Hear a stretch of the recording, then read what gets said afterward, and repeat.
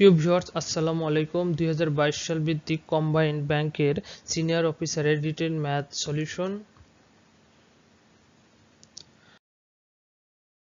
প্রথম ম্যাথটি ছিল, একটি কলেজের 100 জন নবীন শিক্ষার্থীদের মধ্যে 30 জন গণিত, 40 জন ইংরেজি এবং 15 জন গণিত ও ইংরেজি উভয় বিষয় নিয়েছে।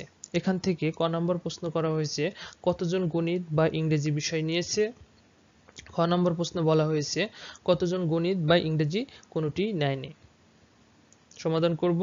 দেওয়া আছে গণিত নিয়েছে n of m equal to 30 জন, ইংরেজি নিয়েছে n of e equal to 40 জন, উভয় বিষয় নিয়েছে n of m intersection e equal to 15 জন।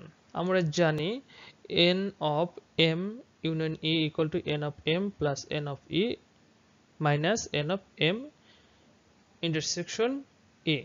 আমরা প্রত্যেকের যে ভ্যালুগুলো আছে সেই ভ্যালুগুলো এখানে বসিয়ে দেব। বসিয়ে দিলে পাওয়া যাবে 30 প্লাস 40 মাইনাস 15। এখানে ক্যালকুলেশন করলে পাওয়া যাবে হচ্ছে 55 জন। অতএব গণিত বা ইংরেজি বিষয় নিয়েছে 55 জন। এরপর আমরা দ্বিতীয় অংশ খ অংশ করব। কতজন গণিত বা ইংরেজি কোনোটি নেয়নি।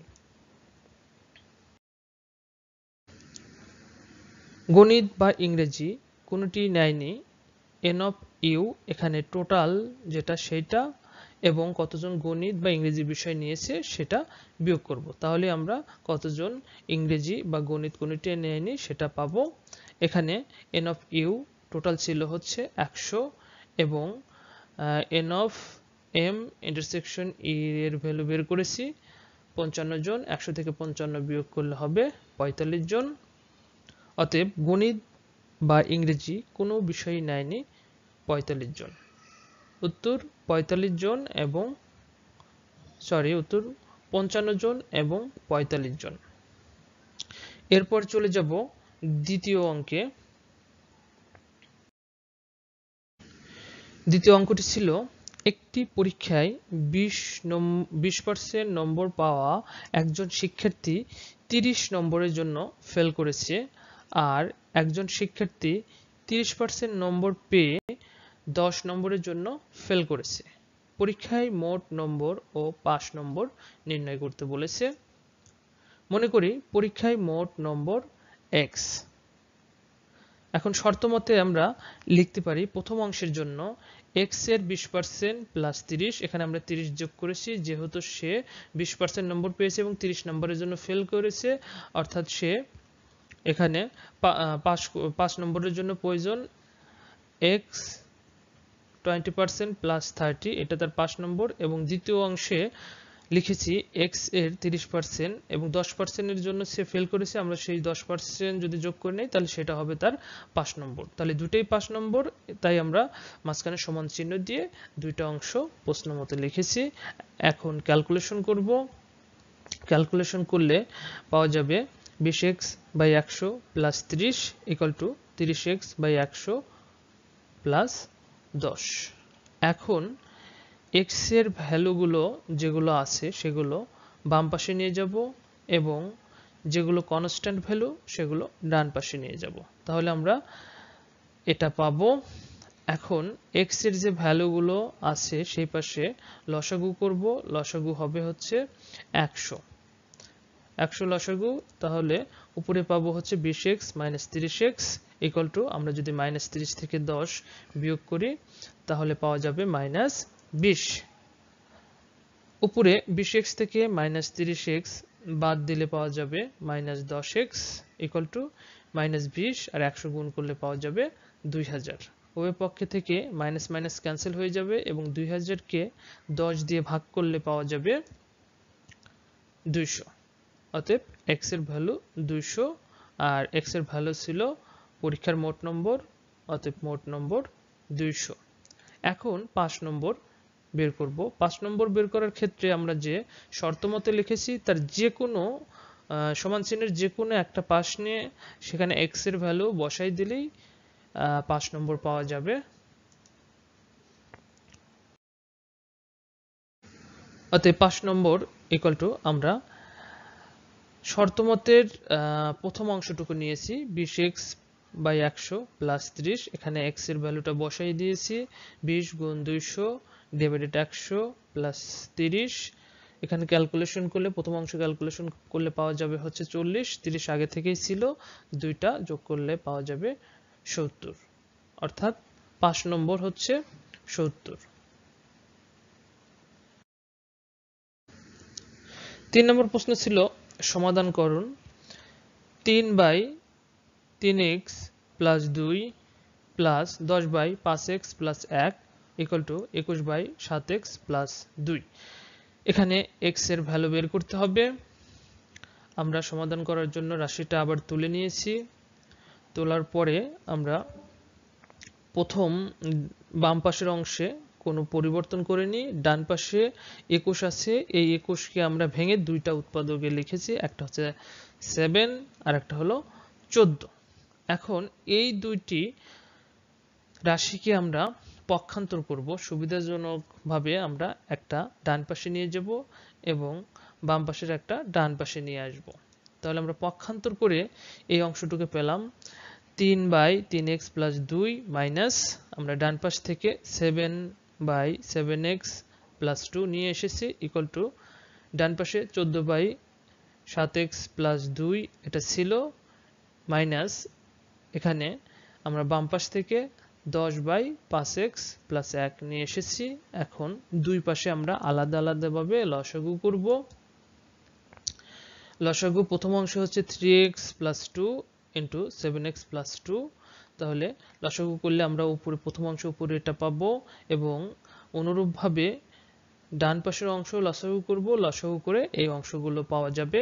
এটা আপনারা একটু দেখে নেবেন কিভাবে লসাগুগুলো এসেছে এবং আমি ইনটু অবস্থায় এখানে রেখেছি। এর পরবর্তীতে কাজ হবে যেগুলো ইনটু অবস্থায় আছে উপরে সেগুলো হচ্ছে গুণ করে দেওয়া। গুণ করে দিলে আমরা এই লাইনটি পাবো। এই লাইনটির উপরে আমাদের কিছু কাজ আছে, দেখা যাচ্ছে একটা প্লাস 21x একটা মাইনাস 21x এবং ডান পাশে প্লাস 70x এবং মাইনাস 70x আছে, এইগুলো কাটা যাবে এবং নিচে দেখতে পাচ্ছি হরে 7x প্লাস 2 7x প্লাস 2 দুটার নিচেই আছে, এটাও ক্যান্সেল হয়ে যাবে। এগুলো ক্যান্সেল করে এবং কাটাকাটি করে যে অংশটুকু থাকবে সেটা হবে হচ্ছে -8/3x প্লাস 2 ইকুয়াল টু ডান পাশে -6/5x প্লাস 2। এবার আমরা উভয় পক্ষকে -2 দ্বারা ভাগ করব। ভাগ করলে আমরা এই অংশটুকু পাবো 4/3x plus 2 equal to 3/5x plus 2। এরপরে আমাদের কাজ আড়াআড়ি গুণ করা। আড়াআড়ি গুণ করলে আমরা পাবো 20x plus 4 equal to 9x plus 6। এখন কাজ হলো x এর ভ্যালুগুলো একই পাশে নিয়ে আসা এবং কনস্ট্যান্ট ভ্যালুগুলো অপর পাশে নিয়ে যাওয়া, সেই অনুযায়ী আমরা করেছি। তাহলে 20x minus 9x equal to 6 minus 4, এ পাশে 20x থেকে 9x বিয়োগ করলে পাওয়া যাবে 11x, 6 থেকে 4 বিয়োগ করলে পাওয়া যাবে 2, অতএব x ইকুয়াল টু 2/11। এটি হবে এই অঙ্কের সমাধান। এর পরবর্তীতে চলে যাব পরবর্তী ম্যাথে। 4 নম্বর ম্যাথটি ছিল একটি ফার্মের লভ্যাংশ p of x equal to 5x/4 minus 300 ফাংশনটি দ্বারা সংজ্ঞায়িত। এখান থেকে দুইটা কোশ্চেন চাওয়া হয়েছে। তার প্রথমটা হলো 150 টাকা লাভ করতে কত ইউনিট উৎপাদন করতে হবে। খ নাম্বার ছিল কত ইউনিট উৎপাদন করলে শূন্য লাভ হবে। সো আমরা সমাধান করব। দেওয়া আছে যে ফাংশনটা দেওয়া আছে, ফাংশনটা আমরা তুলেছি এবং এখানে 150 টাকা লাভ করতে বলা হয়েছে। তাই p of x এর মান হবে 150 equal to 5x/4 minus 300। এটা আমরা x এর যে ভ্যালু আছে সেটা একপাশে নিয়ে যাব এবং কনস্ট্যান্ট ভ্যালুগুলো অপর পাশে নিয়ে যাব, তাহলে পাওয়া যাবে 5x/4 equal to 300 plus 150। 300 plus 150 যোগ করলে পাওয়া যাবে হচ্ছে 450 এবং নিচে যে 4 ছিল সেই 4টা আমরা গুণ করে দিয়েছি। এর পরবর্তীতে আমরা 5টা ভাগ করে দেব, ভাগ করে দিয়ে ক্যালকুলেশন করলে পাওয়া যাবে x equal to 360।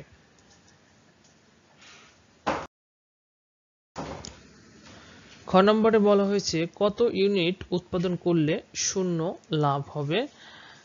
দেওয়া আছে ফাংশনটা p of x equal to 5x/4 minus 300। যেহেতু এবার বলা হচ্ছে কত ইউনিট উৎপাদন করলে শূন্য লাভ হবে, তাই p of x এর মান বসিয়ে দিয়েছি 0 equal to 5x/4 minus 300। আমরা এখানে x এর ভ্যালুগুলো একপাশে নিয়ে এসেছি, equal to 300 হয়েছে। তারপরে আড়াআড়ি গুণ করেছি, আড়াআড়ি গুণ করলে পাওয়া যাবে 5x equal to 300 গুণ 4। এবার x এর সাথে যে 5 আছে সেই 5টা ভাগ করে দিয়েছি, ভাগ করে দিয়ে ক্যালকুলেশন করলে পাওয়া যাবে 240। অর্থাৎ 240 ইউনিট উৎপাদন করলে শূন্য লাভ হবে। এটা দ্বিতীয় অংশের উত্তর। এরপরে 5 নাম্বার প্রশ্ন ছিল একটি সমদ্বিবাহু ত্রিভুজের ভিত্তির দৈর্ঘ্য অর্থাৎ ভূমির দৈর্ঘ্য 60 সেন্টিমিটার, যদি ক্ষেত্রফল 1200 বর্গ সেন্টিমিটার হয় তাহলে সমান সমান বাহুর দৈর্ঘ্য নির্ণয় করুন। মনে করি না দেওয়া আছে সমদ্বিবাহু ত্রিভুজের ভূমি b equal to 60 সেন্টিমিটার এবং সমান সমান বাহুর দৈর্ঘ্য a। আমরা জানি সমদ্বিবাহু ত্রিভুজের ক্ষেত্রফল b/4 √4 স্কয়ার - b স্কয়ার। শর্তমতে আমরা লিখতে পারি b/4 √4 স্কয়ার - b স্কয়ার। এটা একটা ক্ষেত্রফল এবং 1200 ক্ষেত্রফল, দুইটা সমান লিখতে পারি, তাই আমরা শর্তমতে দিয়ে এটা লিখেছি। লেখার পরে এখানে আমরা b এর ভ্যালুটা বসিয়ে দিয়েছি। b এর ভ্যালু হচ্ছে 60/4 √4 স্কয়ার - b 60 তারপর স্কয়ার ইকুয়াল টু 1200 যেটা দেওয়া আছে সেটা লিখেছি। এরপরে 60 কে 4 দিয়ে ভাগ করলে পাওয়া যাবে 15, সাথে আছে √4 স্কয়ার মাইনাস 60 এর উপর স্কয়ার থাকলে হবে 3600 ইকুয়াল টু 1200।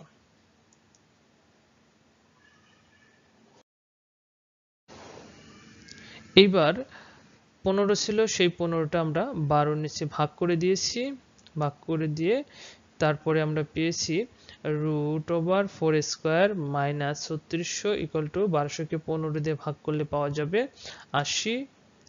এরপর রুটটাকে রিমুভ করার জন্য উভয় পাশে বর্গ করেছি, উভয় পাশে বর্গ করলে স্কয়ার রুট কাটা যাবে এবং 80 এর উপর স্কয়ার থাকলে হবে হচ্ছে 6400 আর এখানে থাকবে 4 স্কয়ার মাইনাস 3600 ইকুয়াল টু 6400। এইবার কনস্ট্যান্ট ভ্যালুগুলো একই পাশে নিয়ে আসব, তাহলে পাওয়া যাবে 4 স্কয়ার ইকুয়াল টু 6400 প্লাস 3600।